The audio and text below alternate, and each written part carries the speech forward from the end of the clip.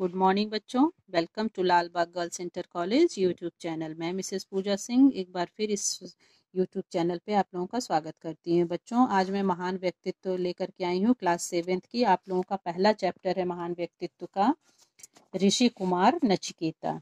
ऋषि कुमार नचिकेता की कहानी जो है, इसका सारांश मैं यहाँ पे आपको बताती हूँ कि ये ऋषि जो है बाश्रवा महान ऋषि थे, उनके पुत्र थे। आश्रम का वातावरण हवन से सुगंधित भरा हुआ था। दूर दूर तक ऋषि मुनि यज्ञ से बुलाए गए थे। चारों ओर यज्ञ का मंत्रोच्चार से गूंज रहा था।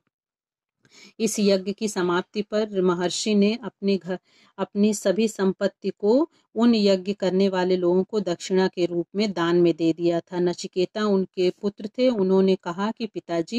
नचिकेता ने कहा कि पिताजी, दान में उन वस्तुओं को दिया जाता है जो सर्वथा उचित और योग्य होती हैं। पिता उनसे रुष्ट हो गए और उन्होंने क्रोध में उन्हें श्राप दे दिया कि बार बार पूछने पर नचिकेता ने पूछा कि आपने मुझे किसे दान में दिया है। बार बार पूछने पर वह क्रोधित हुए तो उन्होंने कहा कि मैंने तुम्हें यमराज को दान में दे दिया। अब नचिकेता यह जानना चाह रहे थे कि यमराज उन्हें कहाँ मिलेंगे।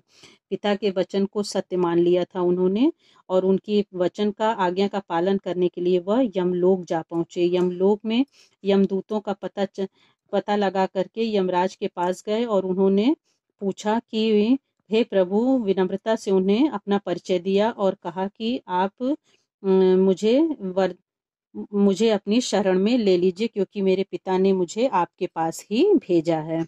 यमराज उस पर प्रसन्न हो जाते हैं और उनसे 3 वरदान मांगने के लिए कहते हैं। नचिकेता ने पहला वरदान में उनसे मांगा कि जब मैं यहाँ से घर लौट करके जाऊं तो मुझे मेरे पिताजी प्रसन्नता से पहचानने।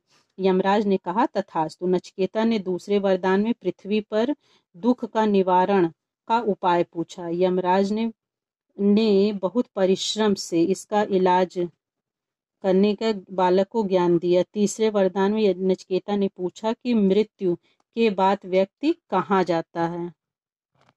इस प्रकार से तीनों वरदान प्राप्त करके नचिकेता